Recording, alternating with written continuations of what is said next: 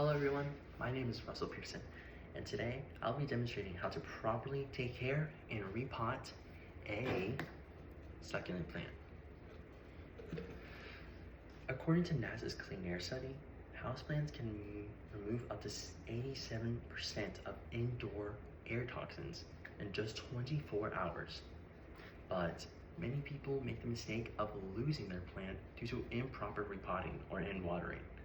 But today, I'll be showing you how to do exactly the opposite and make your plant thrive and be better than ever. First, you need to know what repotting is. Repotting is the process of transferring a plant into a new container with fresh soil to support root growth and nutrients.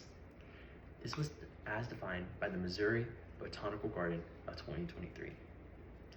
The National Gardening Association of 2021 reports that over 30% of new plant owners lose their plants due to improper watering or repotting. Succulents need well-drained soil and pots with holes because they store water in their leaves and their stems. That was according to the University of Florida's IFAS extension of 2023. Now, let's talk about materials. You're going to need, obviously, a small succulent, a slightly larger pot with good drainage holes, which this one has, cactus soil or well-drained soil mix, which is what I have, a small trowel or a spoon.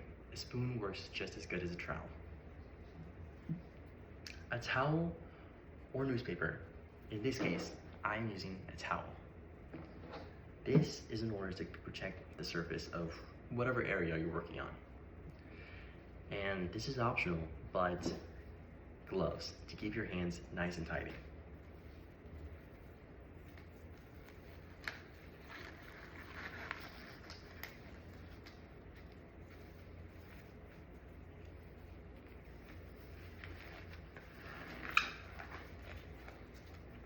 Now, step one really is to prepare your area, almost like me.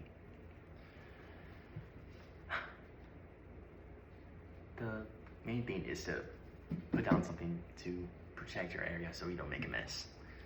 Step two is to gently squeeze the sides of the succulent pot to loosen the roots and loosen the soil, which we will be doing now. Or, in some cases, it just pops right out. My mistake is I grabbed it by the leaves. You shouldn't do that. You need to grab it by the base, which is what I did. I did grab it by the base. Now, you're going to gently lay it down and save it for later. Now, step three would be to check for root rot. What that would look like or even smell like is brown roots, mushy roots, and if it does have root rot, it would smell very bad, very rotten. We're gonna test that theory out.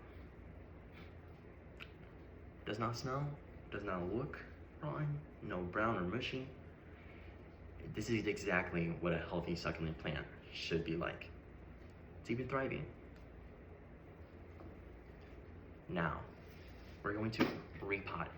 We're going to fill it up, make sure it's the same level as the last pot, and leave a hole in the middle so we can put that plant in here later.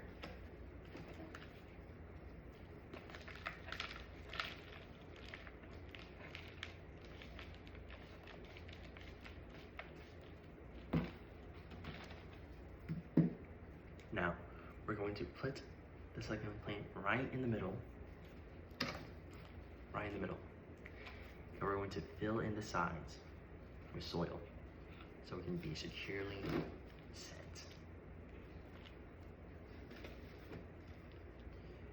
You could use a spoon or the trowel for precise loading of soil, or you can use your hand with a glove since it's not going to get dirty.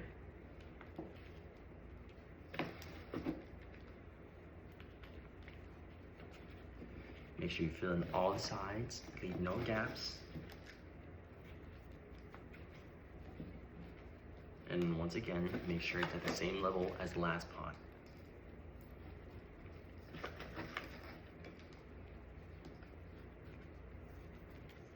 And now, you're going to gently dab the soil to make sure it's securely set. And you're going to make sure that the succulent is able to not pop out of the soil. Because usually in some cases, if it's not properly set, it's going to just pop out and stick out. But here, since we did it properly, it's not doing that.